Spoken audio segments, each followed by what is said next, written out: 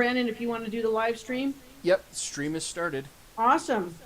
All right, it is Tuesday, May 19th, 2020 at 6:33. If we could just do the roll call, Lisa. Yep. So we have Brittany Horseman, Beth McDonald, Brandon Smith, Lisa Myers, Jack Llewellyn, Aaron Woolard, Christina Grant, Amanda Boyer, and joining us tonight is Becky Springstead. And we are missing Carmen Center, but we have a quorum. Great. Okay. And as usual, we're not going to try virtually to read the mission statement. It's a little bit complicated to read it all together, but I'm just going to point your attention to it on the agenda. As always, we keep that in mind in everything we do in our discussions. Does anybody have any community comments? Item number 3 that they want to share, parents have shared, that they think might be important for us to hear? Okay. We'll go to Brian's principal report, and I'm also going to turn over, moving through the agenda, to Christina to call the rest of the, to move us through as we go forward. Good deal. Well, thank you. Good evening, everyone. Yeah, it's the last week of school. That's where we're at.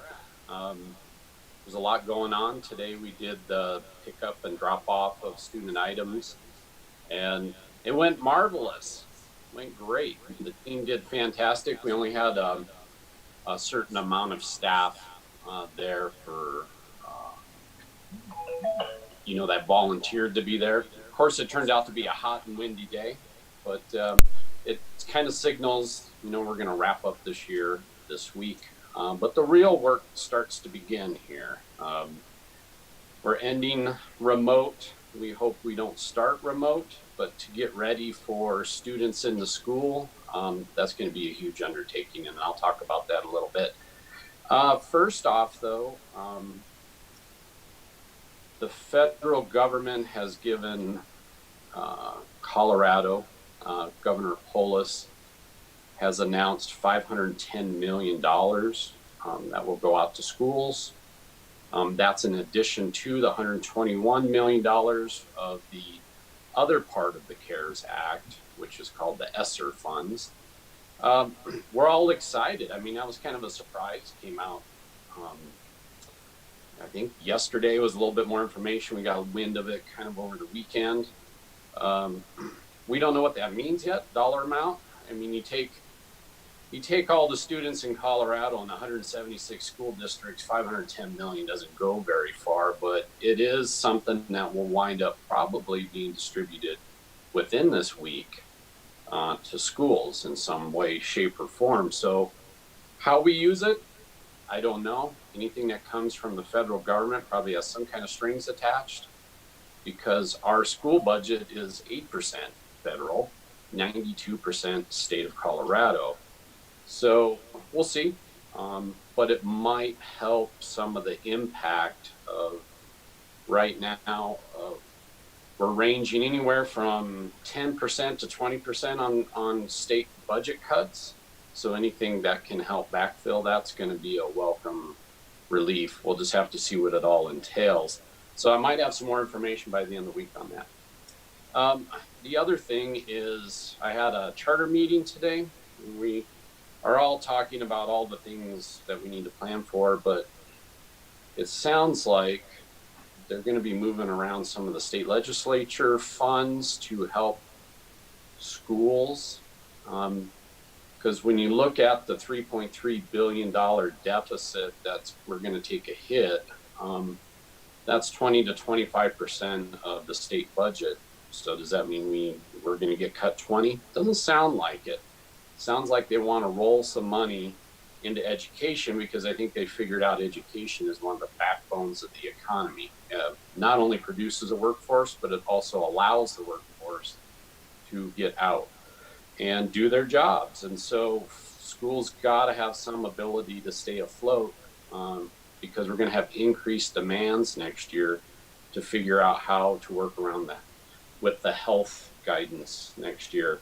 So Tom McMillan said we're probably around 12% is probably what we'll need to look at, but it's a long road. we probably really won't have solid numbers to the first or second week of June. Remote learning, we're going to wrap it up.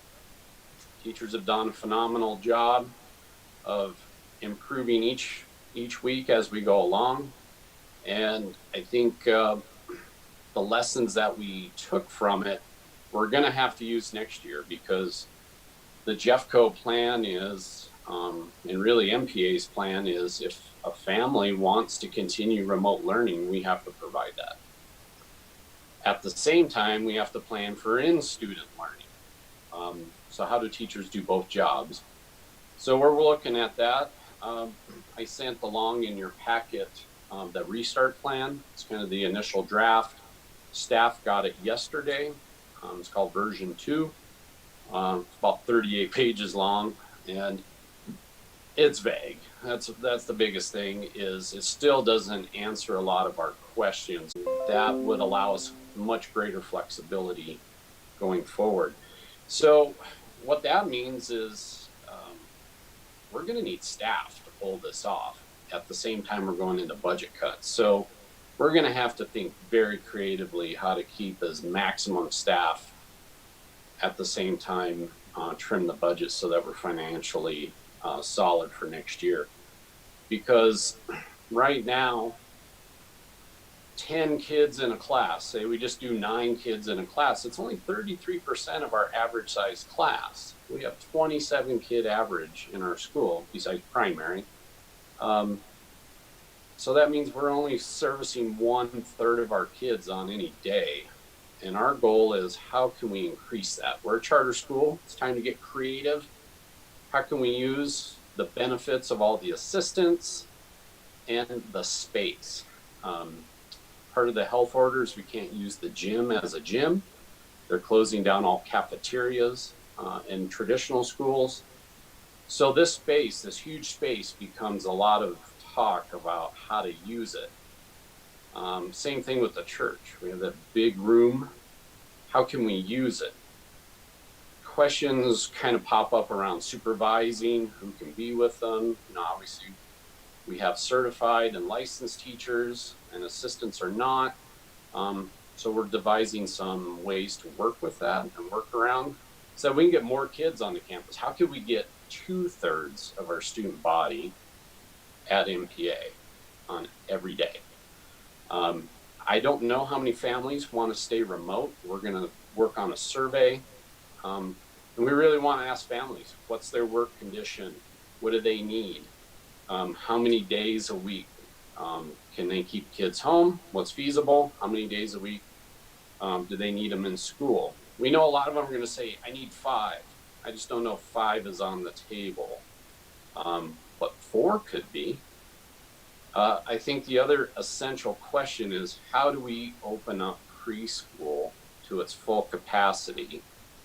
Because as a tuition based, and it's also probably one of our greatest needs, and some of the working families have the youngest kids. And so we need to figure that one out. 10-to-1 is tough. That's only half in a primary classroom. So what do we do with the other half?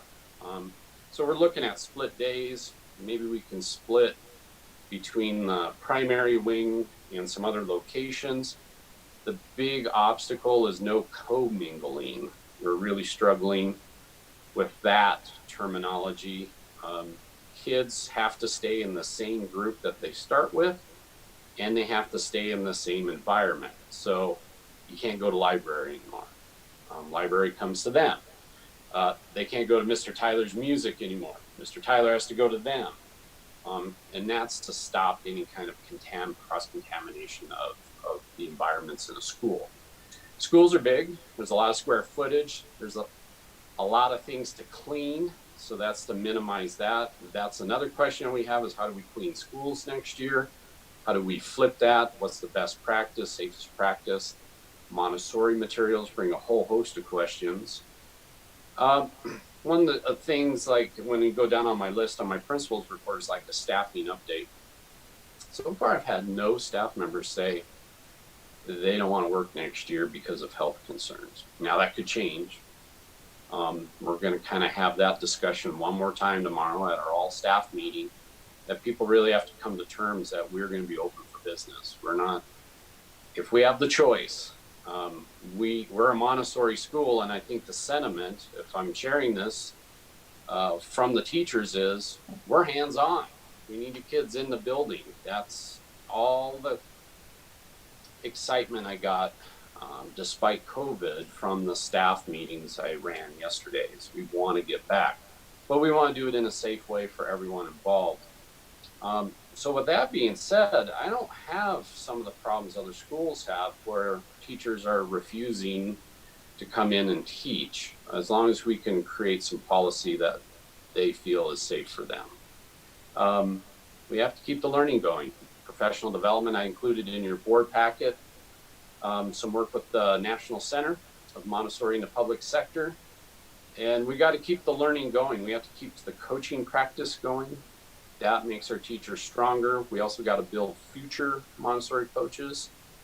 You know, Beth and I won't be there forever, so we got to train this younger generation to carry the ball. We've got to start planning for middle school. We have to do what's called kids study in Montessori. It's where you really look at what are the needs of the child. After being in a remote situation, we're going to have some social emotional needs next year. And we could get bounced around like a ping pong ball next year, just depending on how COVID reacts, not only in the state, but nationwide. And that's just trauma. That's just trauma in general. So we really have to, if you notice in that agreement with them, that we really look into how to support the academic and emotional piece through the Montessori lens of students. And that also supports teachers. So we got to keep the learning going, especially if we wind up taking furlough days, which would probably be on our in-service days. We're gonna have to get creative when we do our trainings as a staff. What else I got here? Oh, Daniel and Grace and Shannon have been working at the facility, going crazy, getting a lot of the jump start, getting a lot of the summer stuff ticked off, because I think our summer is gonna be filled with how do we do our work a lot more hands-free? Got to figure a way to have bathrooms without bathroom doors, so the kids aren't touching the door all the time. So Daniel and I are creating kind of some partition systems that he's working on. We might have to have some plexiglass dividers in the room to not only separate students, but allow teachers to teach without having an N95 mask on, so they teach maybe behind some kind of plexiglass. So we're going to have to reconfigure all the learning spaces to meet maybe this 10-to-1, maybe this 15-to-1 ratio. So we got to trim the space, we got to open it up, we got to get anything automated that we can, you know, soap dispensers, paper towel dispensers. So it's going to be a lot of work to create a school that we can quickly clean, sanitize, and also move students through, that keeps it as healthy as possible. So I'm glad we got a jump start on those summer projects, because they're just replaced with other projects. Enrollment still looks strong. You know, there's always families that leave, but nothing like I expected. It's, in fact, our numbers look great at this point. I think what it comes down to is, being a charter, can we get kids in school more than other schools? That's going to be huge. So that's really the challenge on our back, is to create an environment that supports families better and supports students being in the building more than other schools. Budget, I'm not going to go on that. That's another section in there, but I think one of our budget questions is how do we increase our tuition? We just don't have answers on before and after care, because of that word commingling. You can watch a group of kids if they've been together, but aftercare doesn't have that. They all come from different classes. So we're trying to sort that out, trying to sort out what we can do for daycare during the whole day. And how do we get preschool back on track, so that program is financially stable throughout the year as well. So we're going to keep working on those essential questions. I do want to thank Amy. She really put together this plan got all the supplies back to families today. She really supervised it. I had a lot of Zoom meetings and principal stuff to do. So the internal leadership of the schools just keeps getting better. We just got such strong leadership. After I presented some basic guidelines yesterday of kind of how public health guidance is creating schools, teams are meeting on their own, discussing. We have to be careful we don't get too far down the road, because I think a lot of this will start to change in the next 2 weeks. So I love the spirit. We're just gonna have to take our time. I also want to thank Amanda. She was out there in the wind collecting teacher appreciation stuff today. Also want to thank Jeffco Security for swinging by, checking on us. They'll be back out when we run our parades on Thursday. And then ultimately the staff, especially the assistants, they just have stepped up and have done things beyond their job description, which, coming from schools that have union guidelines, things like that, that would have been a point of contention, but not at MPA. It's just people know how to step in and make things happen. And I also want to thank Aaron Bullard for being the board rep for the staff. I have 1 or 2 names that might fit in and take her place, because she's stepping off. So that's exciting that we have people willing to jump in a crazy time. And then future thinking, I got to get a parent survey out, so maybe the board can help me. I'm already creating kind of a battery of questions, but I really need parents to really give us their feedback on what their needs are and expectations are next year, and also what their fears are. If they really don't want to come to school, we need to know that. We need to know what families can do that, so that we can plan for that.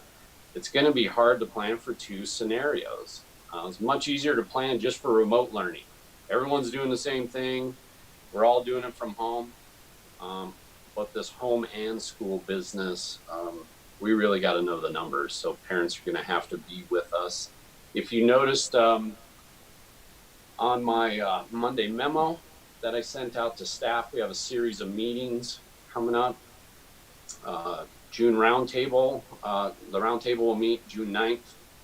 And again, that's going to help guide a lot of the background work that will happen among the staff. So if we can get some good survey numbers and also get some good kind of design guiding criteria, not only from Jeffco, but we also partner with Children's Hospital, can kind of guide us a little bit on what the county and CDC health guidelines are. And then we have an all-staff meeting June 17th. It's not the typical summer. Staff's going to have to be heavily involved in this process. At the same time, they, can try to enjoy their summer, but they have to check in at certain points. And then I'm sponsoring another parent town hall June 17th in the evening. I think parents just need to know what the world is. And it could change, but by then we should have much better understanding of what's going on, especially when Jeffco sends out the restart plan to parents on May 22nd. That's going to create a lot of reaction. That's going to hit the media. It's going to hit social media. In some ways that'll help us, because it'll make everybody aware that this is a dynamic and changing process, and their voice is very important. And then we jump to June, and kind of the cycle repeats. Roundtable meets on the 14th of July, all staff meeting on the 22nd of July, and then parent town hall in the evening of the 22nd, and then roundtable will do their full day training on the 29th. We'll see where it all goes. There's some rumors that Jeffco might be pushing back the calendar. So that'll have to be something that I'll have to bring to the board if that happens. Do we want to align ourselves with Jeffco, or do we want to change our calendar? And part of that is that's the union pushing that teachers need extra planning time to do hybrid and remote teaching in the same week. So So expect calendars to change, and that might be a topic of future discussion. Also, we want to celebrate our 6th grade crew that's graduating. The upper team came up with a fun way to send the 6th graders off. So we're excited to see that. We're excited for the K-5 parade coming through. So if you guys can join us, that would be fantastic. The last thing I want to say is the restart planning is going to have to involve everyone. It's going to involve parents, it's going to involve staff, it's going to involve the board. So it's something we'll have to talk about in our meetings going forward. So that's all I have. Any questions? Mr. Bryan, for the parent survey, I'm going to need to do something for I think for gathering data going into our retreat. So maybe I can work with you on that and help support you. Okay. And then we'll put it together and only hit them once. That would be great. I've gotten a few surveys from some other schools who obviously want to get a jump start on that information. So that'll help us design that, but that'd be great. Thank you. Okay. I'll reach out and maybe set up some time with you and go through that. Sounds good. About the social emotional, you brought up the social emotional needs and the changing. I'll talk about it a little bit on the JCSC, but the next meeting is going to be probably in 3 weeks, and the focus is not going to be on funding. Going to bring in professionals to talk about this changing social emotional needs of kids and how, as schools, administrators, board members, how can we start planning for that? Mm-hmm. We've been focusing on funding for the last couple, and the kids have kind of, the dollars have kind of taken over the immediate focus. And so, Jeff Wilhite and I talked today about setting that up. So that looks to be in about 3 weeks, and I'll let everyone know. But to add on to what you were saying, Brian, about how do we plan for that? So hopefully we can get some good ideas from other charter schools. Right. Discussion. One of the things tomorrow when I'm doing my all staff meeting is all teachers know which kids we need to check in with over the summer. And whether it's a 5-minute phone call or a quick email or something, or maybe it's just a classroom Zoom, I'm not sure yet, but it's not a summer just to let 2 months go without trying to keep track of some of our students who are at risk. Yeah. So Brian, could you clarify the May 22nd from the district? That's am I understanding that's a survey from the district to gather kind of similar? I'm not sure. I've heard 2 parts. Okay. One, it's I think a kind of a condensed version of that 38-page report that principals got. It's more about the models for next year. Okay. Kids are going to learn about, hey, your kid may only be in school 1 day a week. I mean, that's one of the models, just because of sheer numbers. And then, I think there is some kind of feedback process, but I'm not sure what that looks like. Erin, do you know more? I don't. I did want to tack on to what you were saying about connecting with kids over the summer, that at least for the lower L team and a few other people that I've talked to, that they already have plans in place. They proactively just said, we're going to figure out, we're going to do a half hour one morning with a sign up genius, or once a week they're going to do something to help maintain that contact with the kids and with the families to provide support. That's good. I'm going to continue my story time. Heather picked out some books for me for this summer. I'll try to shoot maybe one a week out. Maybe I might even film one while I'm camping or something, because I am going to try to get off the grid a little bit.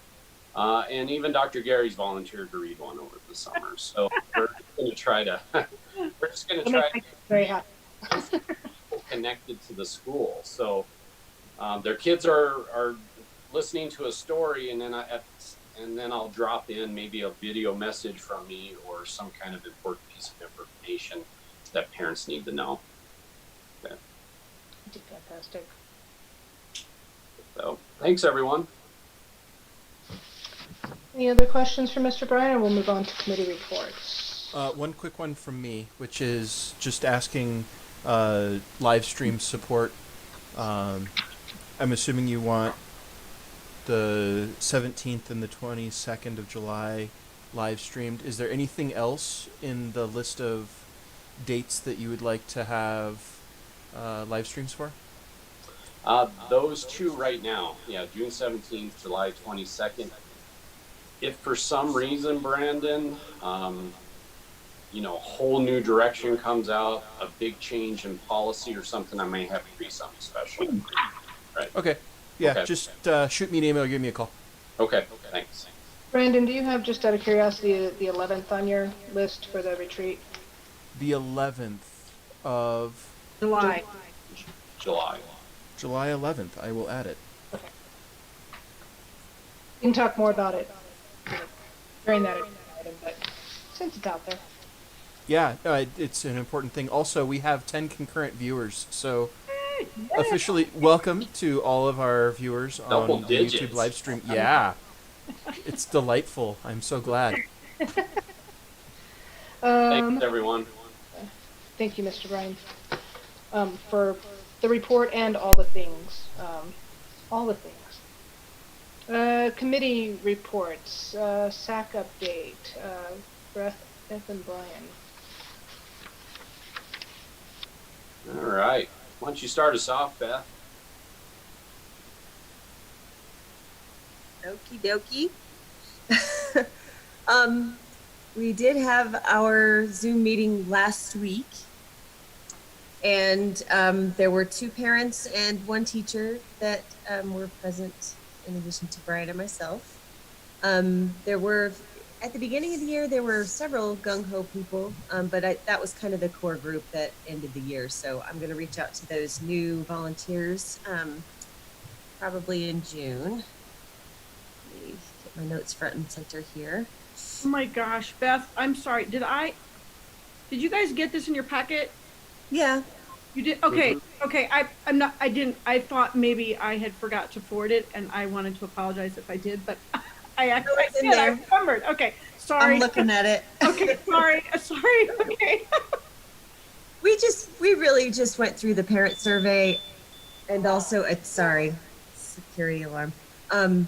We went through the parent survey question by question, and we really looked at if it was useful information, I think. And I think that there's a lot of things that we should probably as a board dig into more deeply. We looked obviously, at all the numbers, like we had 50% of parents that responded compared to last year. Last year, I think there was 170 something. This year, there were 90 something. But still, that's about 30% of the school, so not bad. Still a representative data set. I think, I don't know if I need to go through every single piece of this. Brian, do you think there's anything in particular we should highlight? Well, from the parent survey, I think it's really about communication.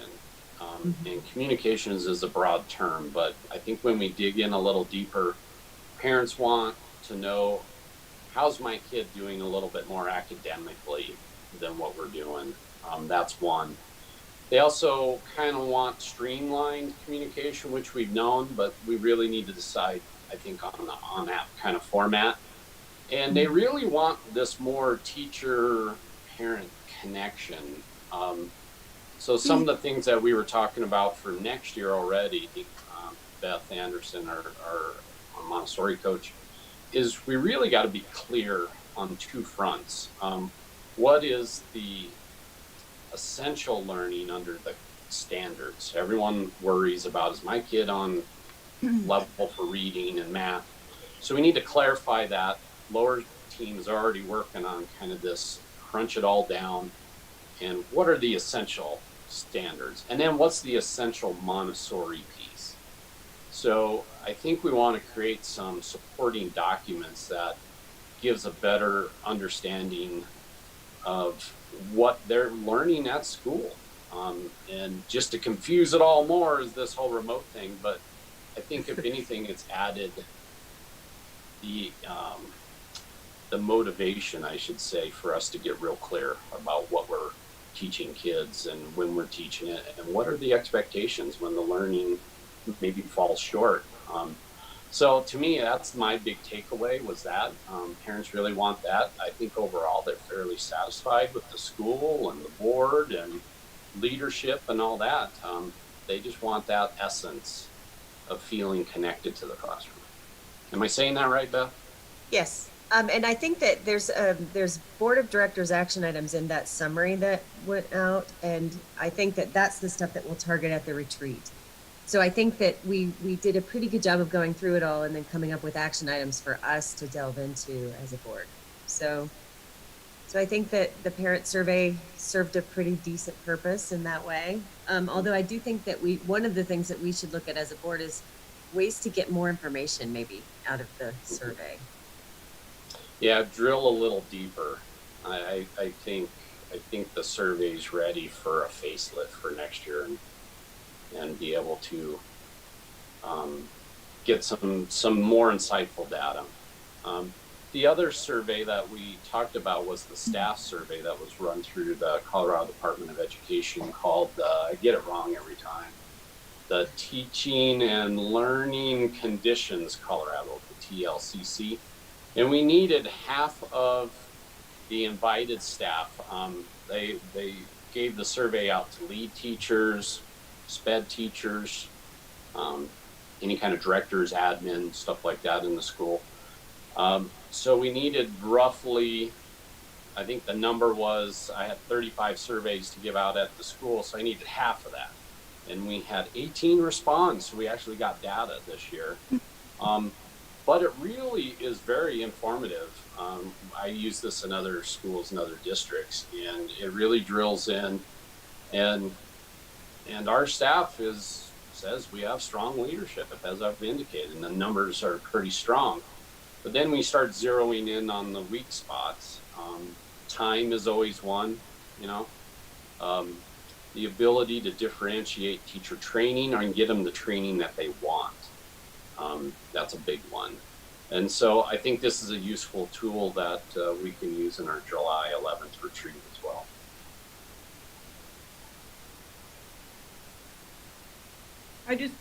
Would you guys pass on our thanks to, or my thanks to all the parents that, I know Todd, I know a couple of the parents that served on that and the other staff that did that, because it's really cool to see SAC digging into this and making recommendations and bringing this information to help us inform decisions. So I really am so appreciative of that.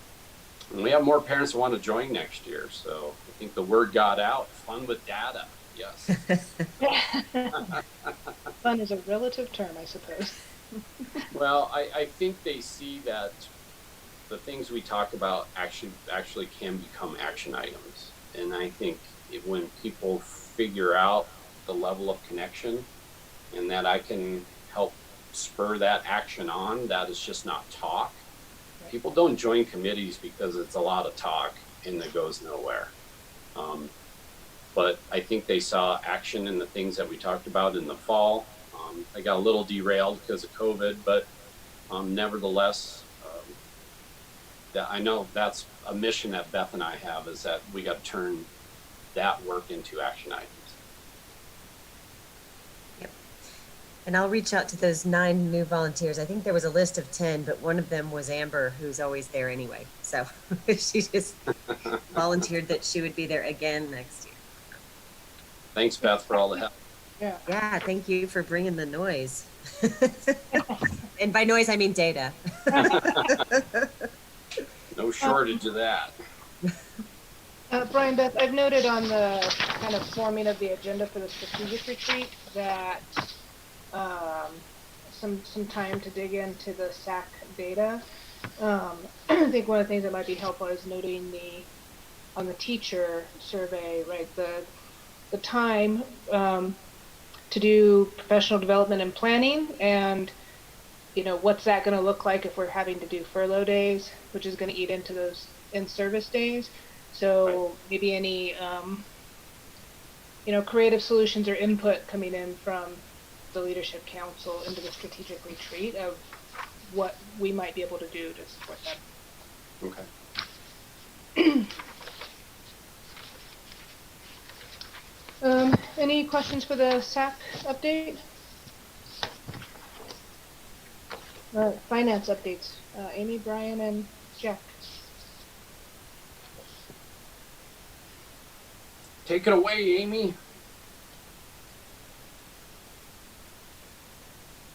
Maybe not. Couldn't find my unmute button. I don't have a whole lot to add. I mean, we're just waiting, playing the wait game right now. We've been having a lot of calls and meetings regarding the financing, and it's all coming along really well. It's a lot of information and a lot of gathering and meetings, but we're getting there. And you know, after today's call, I feel very confident that we're going to do very well. We've got a meeting with Moody's on Thursday. So thanks, Lisa, Brittany, Brian, for all the help. It takes a village. Thank you. Appreciate it, Jack. We are coming down to the last days. I have it marked on my calendar with a big red circle when the stuff will be done. So yeah, and kudos to Amy for texting with me at like 10 o'clock on Saturday night or 9 o'clock on Sunday morning about uploading documents. So Right. It's a lot of work. Amy's doing double duty right now. Not only are we trying to figure out budgets in a financial crisis, again, we're dealing with COVID at the same time, and the disruption to normal school. At the same time, we're trying to push the vision and mission and expand MPA, and that all means finance. And the staff's been patient. I know they want to know what their contract is, but until we have some solid numbers, this thing's been shooting around from 3% to 20%, back to 12%. We just have to be patient right now. Does anybody have any questions about anything? All right, there you go. All right, under our next item, review of the 2019-2020 end of year budget and submission to the district. Anything here? Oh yeah, I would say that we're probably gonna need a special meeting. Probably first couple weeks of June, maybe. before Maybe we can even do it in our June board meeting. okay. And just approve the budget. That will this month will tell us really where we're at financially with revenue. I don't see any big changes at all. And then just approve that. That way we have a final one approved for the audit. The audit's already been scheduled for the second week of September, so we're good to go there. A couple of things too that we'll update you on. Any impact that we've had and where we have to spend extra money because of the pandemic, we have to code that. So there might be some FEMA funds that come available at some point. It's going to get very complicated because once the federal government gets involved, like I said, a lot of reporting, a lot of figuring this stuff out. Yeah, we welcome relief, but at the same time, it's time-consuming work. And I do have to give a shout out to the PTA. They gave us $14,500 tech grant. That way we can get some more, obviously we're going to need some more Chromebooks and stuff to get next year started with, and a couple of other stuff for teachers. So that was just perfect timing to get those funds.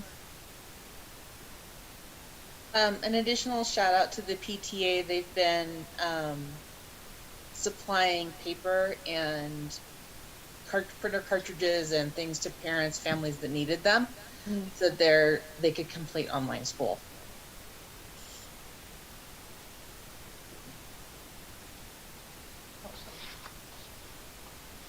Thanks, Amy.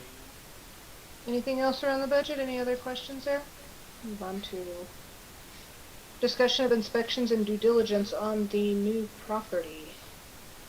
So Rick from RF Consulting is thank you, Rick, for joining us. He's here. And let me text, we got there a little bit early. I told him like 7:20 or 7:25. So, Oh, darn it. I was going to note we were moving ahead of schedule, but I was afraid it would jinx us. So I know. So I don't know if John is he was going to try to join us tonight. I haven't heard from him, and he has not logged on yet, but hopefully he'll log on in a little bit. But you guys had the report from Rick that he worked on. Thank you, Rick, for doing such a thorough report for us and getting it out to us. Rick is you're a charter school parent, right? I was a board president on a charter school for about 4 years. There you go. So he is a little familiar with process. So, but I asked him to come tonight, and thank you, Rick, to answer any questions that you guys might have about the report.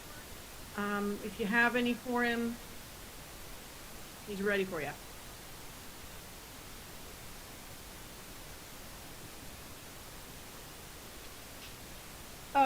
Well, Rick, I have a question. I'll start off with one. I was thinking maybe I did a really good job here. You did, and I asked my questions. Truthfully, I asked you a couple over the weekend, and you were responding. So thank you. With regards to it seems like a lot of the potential upkeep is on the outside of the building that you noted in your report, and specifically the grounds. Do you? Is that something that I think I noted in your report? You noted that not everything has to be done on the first year, but this is more of a long-term assessment of when those needs might be needed. Right. I think page 17 of the report kind of breaks down. I did a 5-year analysis for you.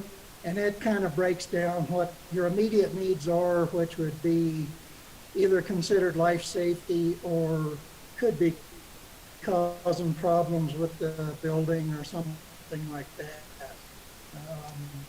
So broke that down into immediate, and then years 1 and 2 was where the majority of the work came in. And then on years 3 to 5, one of the things was basically just a lighting upgrade, because the building's got the old style T12 fixtures with magnetic ballast. Does that those are kind of energy inefficient. They're phasing those out. Sorry. Is that something that needs to be done for code, or is that something that that might be John? Is that something that needs to be done to have occupancy, or is that something that can be phased or can be worked in over the years? That is something that is really more for an energy conservation type of thing. Okay. That was to let you know. I'm not sure.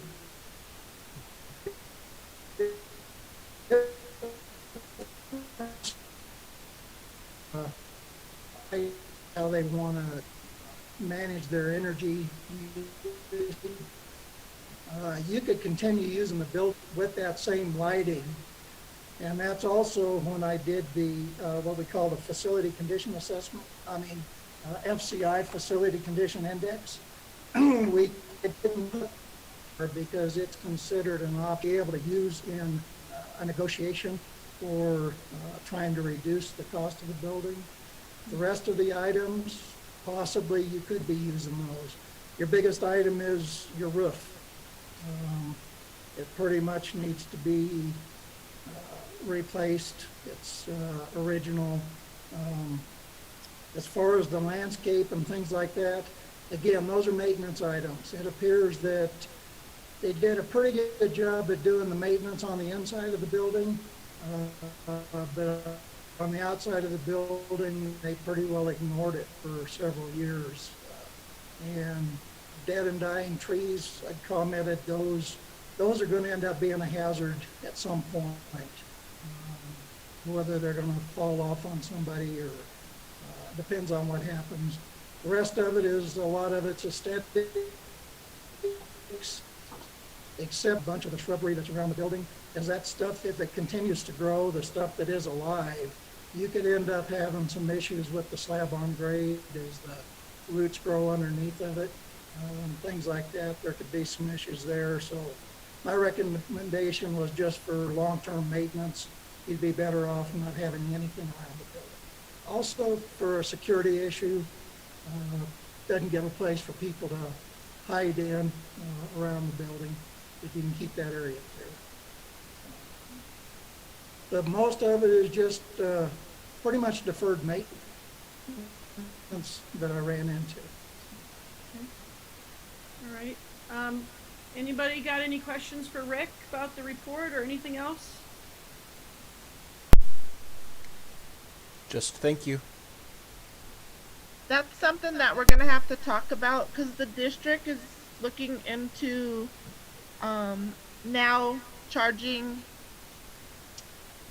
maybe not next year but the year after, for we go under their insurance reserve, and they're gonna start going out and assessing buildings based on roofing and HVAC and charging us for insurance that way. So they're gonna want to see some type of report on the condition of HVAC and roofing soon. Just wanted to make note of that because I can't remember if I told you that or not. Oh, good to know. Good to know.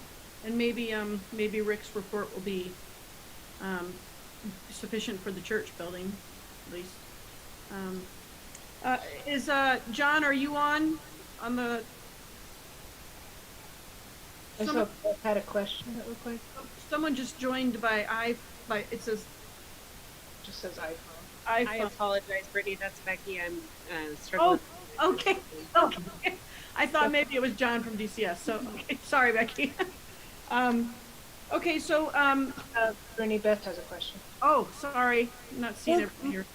My question isn't so much necessarily for Rick, but the question in general is, can we use this report to bring the price down a little more? I mean, I know that you mentioned that, Rick. I mean, it seems like if there's $650,000 worth of stuff to do with the building, can we use that?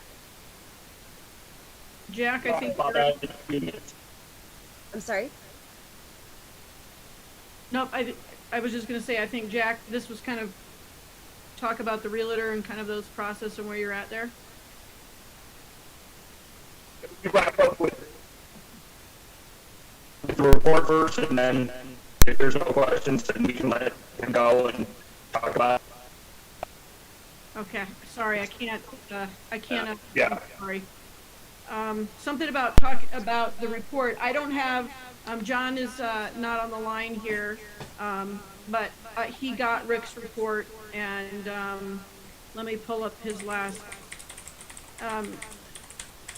John said, after reading the report, that he agrees, he feels like this could be presented to Jack, realtor, to try to, to bring that discussion. I think we're getting an $14 to $16 a square foot construction cost to replace that roof, but then Rick gave us the final numbers there in his report. Jack, do you want to try muting your video? Yeah. Okay. Thank you. Okay. Sorry, Brittany, I couldn't really understand what the other were saying either. So. Okay, I'm sorry, technical difficulties. What am I being asked to do here? I was saying I was having trouble understanding what you had said because there was an echo, but maybe Jack can give his thoughts first. No. All right, can you hear me? Why don't we let Rick finish his report, and then we can talk a lot about how we're going to deal with it and stuff, if that's okay. I'm sorry, I thought, Rick, there's areas that you guys want him to go through more of the report? I thought he was finished with his report.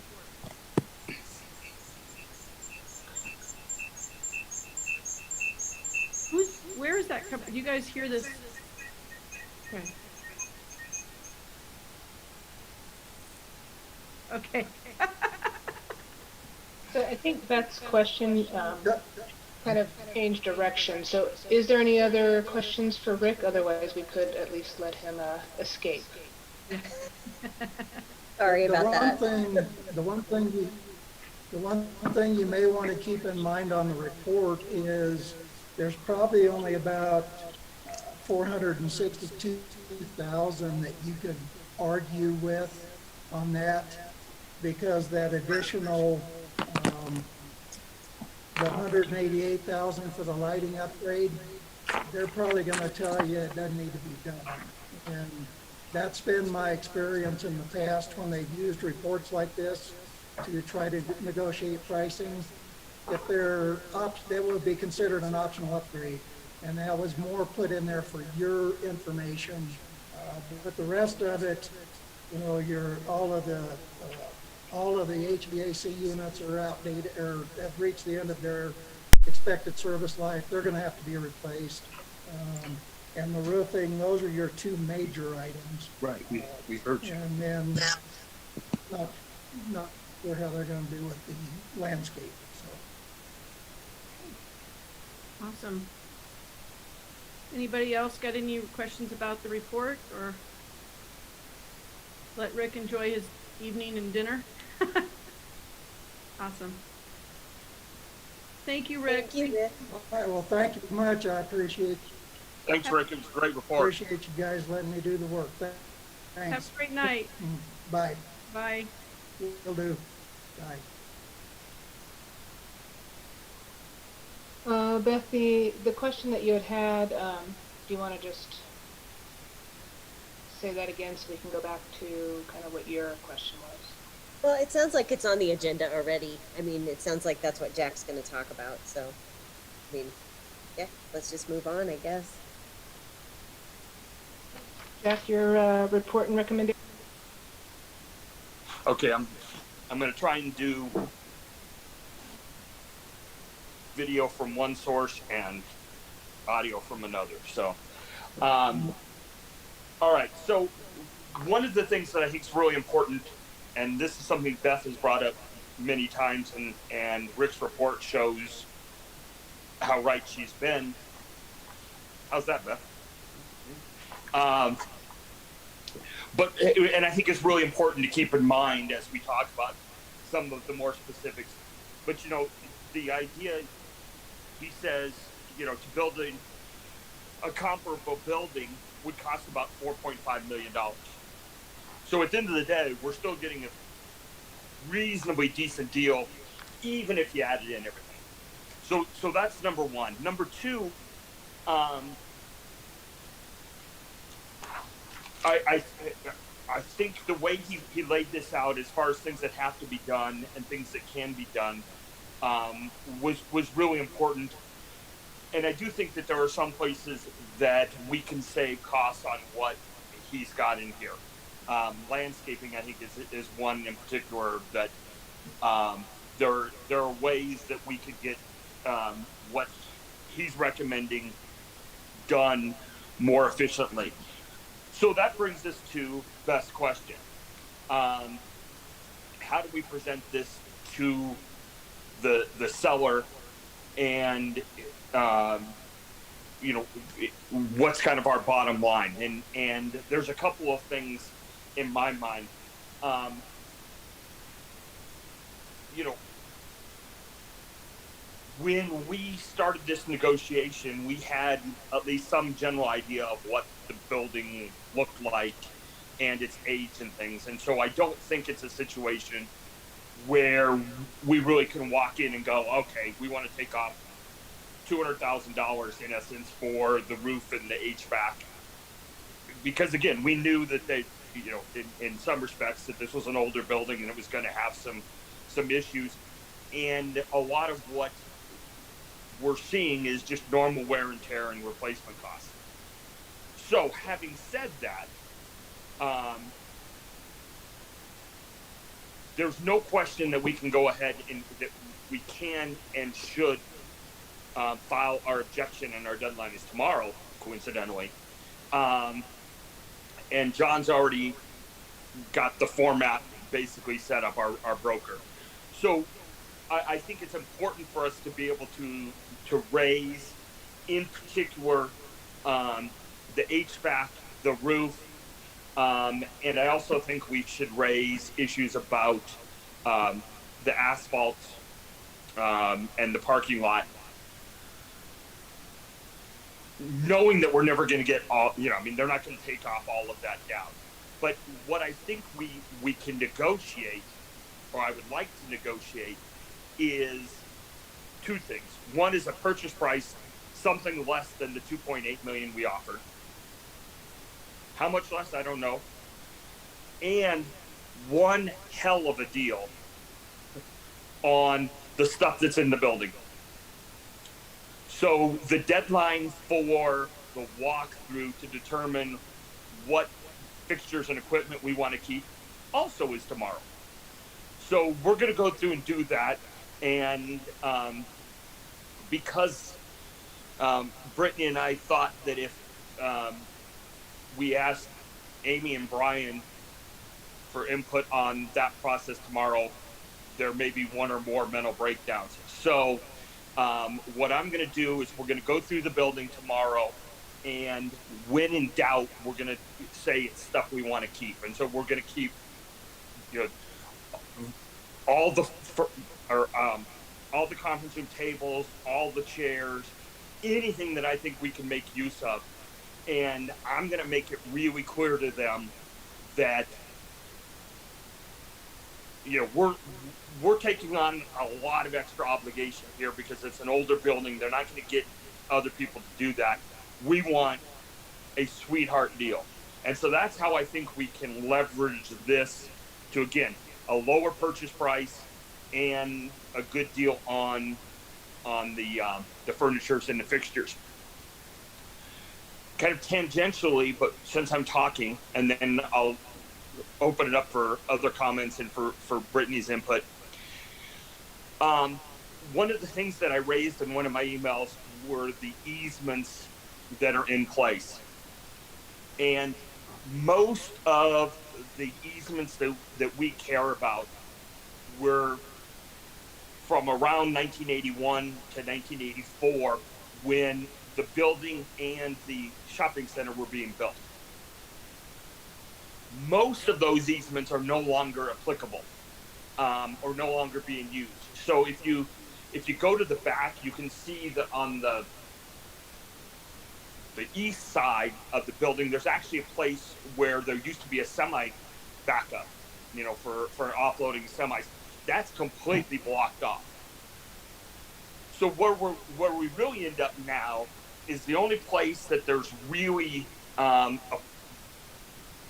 huge potential for issues. It's basically where the theater starts, and then that kind of office building that's attached to it, which isn't being used now, and so there's really no issues. What we talked about doing is assume that we close on this, that then what we can do is go back to the shopping center and talk about, because these easements are just easements of convenience. They're for the parties, and they were created, again, way back when. And it was before they had the good cutoff on Kipling. And so what you really have now is you've got a shopping center that has two substantial entry points, off of Kipling and off of Bowles. And so what we would hope to do is to negotiate with the shopping center a modification to those easements so that at a minimum the access rights only go through the west side along Kipling there, as opposed to through the parking lot. And at best they can just say we don't need that at all, and we can close it off and stuff. My guess is they're not going to care, because again, they've got perfect access off of Kipling to both sides of that shopping center. But that's something that I think we can work on. Brittany does a lot of this now and has forms that we can use on how best to accomplish it. But I think that's something that ought to be fairly easy to do, which then gives us the ability to do strategic fencing or whatever else we need for security purposes, and just makes that parking lot on the east side, ours. And I would add that, that's what I have. and then I'll piggyback on that with, one thing is the easements about access, and the other thing is easements about who pays for maintenance. And so normally in these cases, the two parties that have them have what they call a cross easement agreement, where they both say, we have access to each other's property, and here's how we're gonna share the cost of that. 50, 40, 60, whatever that is. And so in this case, the church and the shopping center have never had that. And maybe that's because they've never done any real maintenance to the parking lot, I don't know. And so that would be another thing. Not only could we close off certain of these easements so that we don't have those concerns about access to the property, but also could we come to some agreements about who's going to maintain what? Beth's got a question. Is that something that we should know before we close the deal? Like, is that something that is going to be a deal breaker? Like, if we can't safely close off our campus from the shopping center, is that going to be an issue with Jefferson County or CDE or us? That's just a...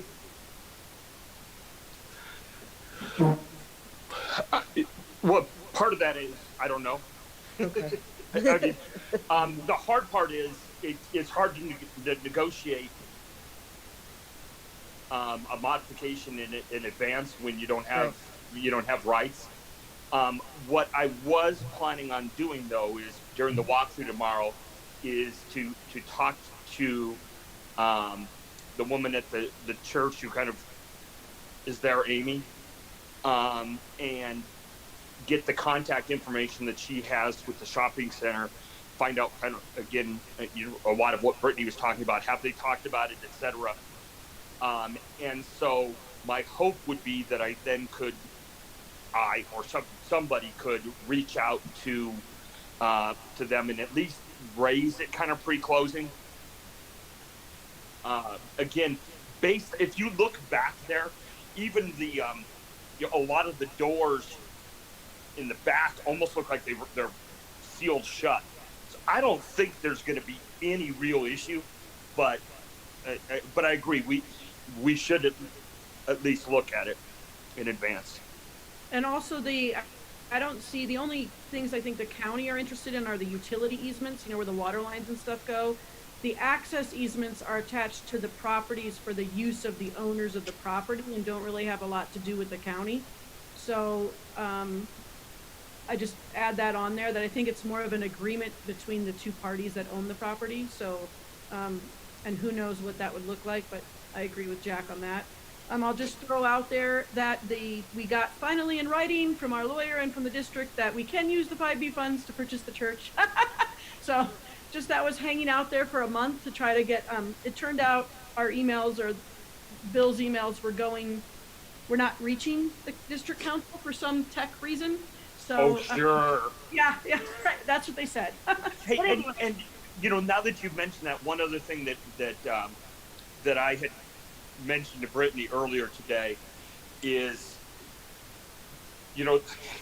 in some respects, there's value to using the 5B funds to buy the church and to do these repairs. Since we can't do much else with it over a period of time.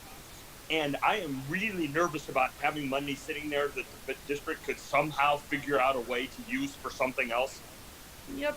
And again, we all know it ain't supposed to work that way, but and that's the other thing is when you look at all these numbers, again, should we get a purchase price reduction?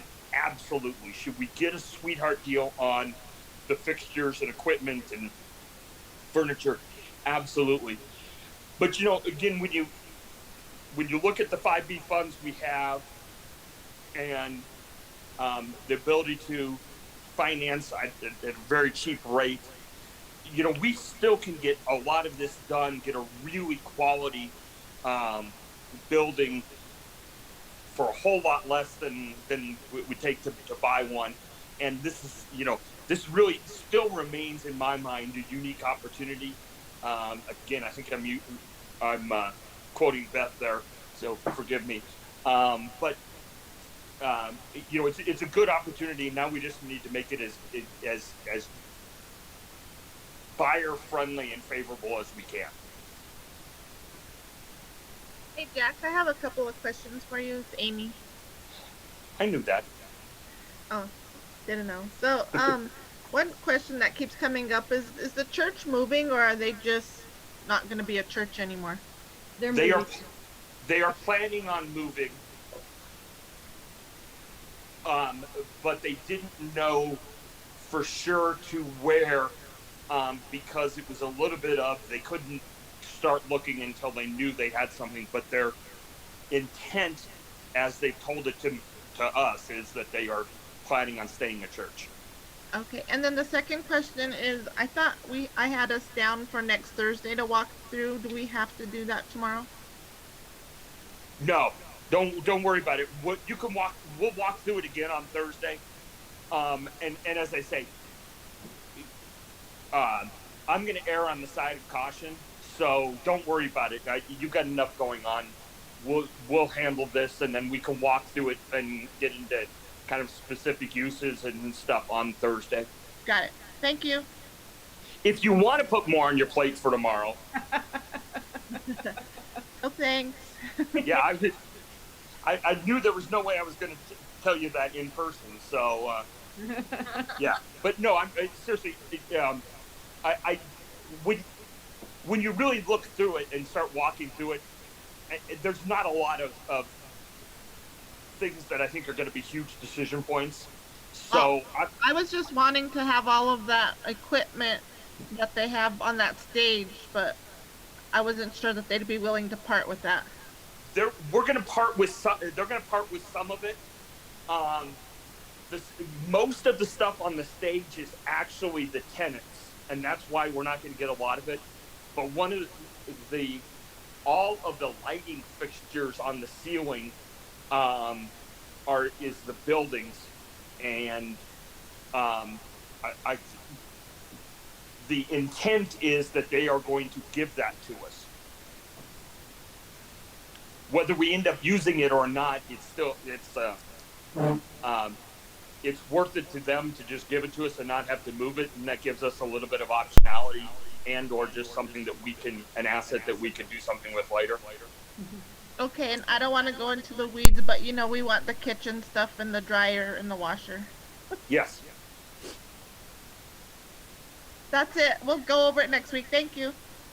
Of course, and if you've got, if there's anything else that comes to mind that you think I might not be cognizant of, just, shoot me a text or something.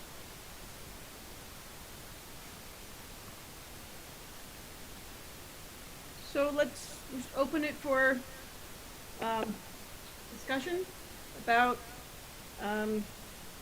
Jack, when's the deadline? I know tomorrow's the deadline for our objections, but can you remind me again, when is the deadline for the closing?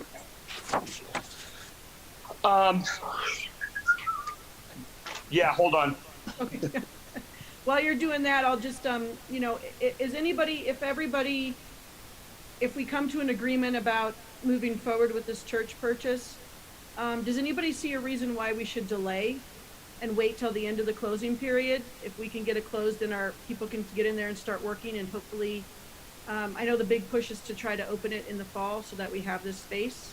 The sooner we close, the sooner we can do that. So I just throw that in there as a piece for conversation. At least, yep. Just to clarify for anyone that might be watching, when you say open in the fall, you don't mean a middle school opening in the fall. You mean the building can house children. Yeah. And not senior form, of course, given our COVID environment. I just wanted to clarify that. Thank you. Yes, not the middle school. So I just throw that out there as a piece of conversation but while we're waiting for Jack to do that, does anybody have conversation they want to have about where we're at with this? A lot of deadlines are over the next week or two. And so we don't want to be meeting every week, so that's one of the reasons why this vote was kind of placed on the agenda as a suggestion.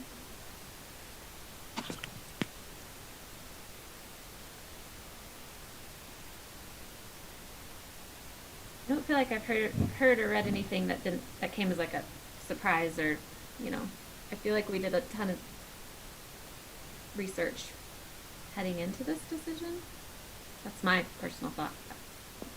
I think Jack's representing us pretty well with all of it. I mean, so far, everything that I've said or thought, he's already kind of on top of, so I trust And then him. he gives you credit. Yeah, so I'm all for it. All right. Motion to adjourn. June 27th is the tentative close date.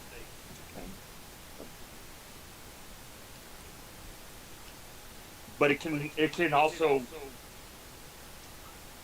plus or minus about a week depending on resolution deadlines. So Got it. I guess my only question, I know financing is the next agenda item, but we're still operating sort of under the assumption of refinancing and likely borrowing what we might need to supplement being able to do the renovations, right? Yeah, there'll be a little bit, there might be a little bit left over of the 5B funds. We have 3.18 million in 5B funds now. And, you know, once we get through the church price and we have to pay the things that we've already, the design phase for the architects and DCS's fee came out of those 5B funds. And so some of those funds were already allocated to pay back the school for what they've fronted. You know, we passed those resolutions to reimburse our reserve or our budget for those expenses. So, you know, there might be 100,000 or so maybe left over when you add those up for the 5B funds, and then the rest would have to be through the financing and the refinancing, which we all know will save us 2% interest points just by refinancing. So. And that looks good to go. Amy and I and Brian had a meeting, and Lisa, to prepare for the Moody's rating, credit rating meeting on Thursday. And, but if we think that's important before we do the agenda item 8, we can. No, I just wanted to check the assumption, and it's good to know that it's looking good before moving forward without knowing it's looking good. Yeah.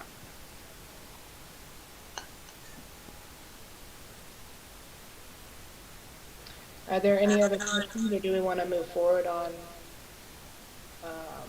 considering a vote to close?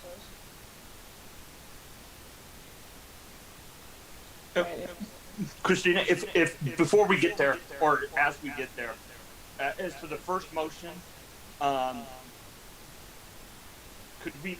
I'd like to just change the language so that it's the purchase not in excess of 2.8 million. Yep. Just so it's clear that we've got authority to do it something lower than that. Yep. And these were just, I know people, it's hard for Lisa to type all long-winded motions, so everybody likes to have that, so I put it in. Is the second suggestion perhaps more appropriate if we put a cap number on there? I was just trying to keep the motions simple. Copy paste. Yeah, and you know what? Here's the hard part, Christina. On the second motion is we have not had any real discussions with the church about the purchase price of the stuff there. So I don't even know kind of where they're at, and so without necessarily putting it in the resolution, I can make the representation that. As we get to a price, assuming that it's, anything over a negligible price, that everybody will be made aware of it and can kind of like we did with the easement issues. We can send out a memo, a report. Here's what they're they're asking for. Here's the total amount. Think this is good or bad. We're going to keep going forward pursuant to this authority. I mean, because just because we have the authority to close it doesn't mean we have to. So, does that make sense? So is that the second motion That's work? the second one. Yeah, so that way we can keep going forward and just, we can always stop if we send it out and say, okay, they want 750,000 for the furniture. Is that okay with you? And Lisa says, well, hell no, it's not. And then we stop and we talk about it and we figure it out. But at least this way gives us the ability to keep going forward. And again, if we get lucky and can say, it's a really negligible amount, then we can do a quick memo, everybody agrees, and we just get it done. Okay, it's like violent agreement that the second one would be good. I move to approve Jack Llewellyn and Brittany Horseman the authority to finalize all outstanding matters regarding the financing and purchase of the church, including negotiating the purchase of any furniture or equipment currently in the church, and the authority to sign the purchase contract. How's that for copy paste, Lisa? Second.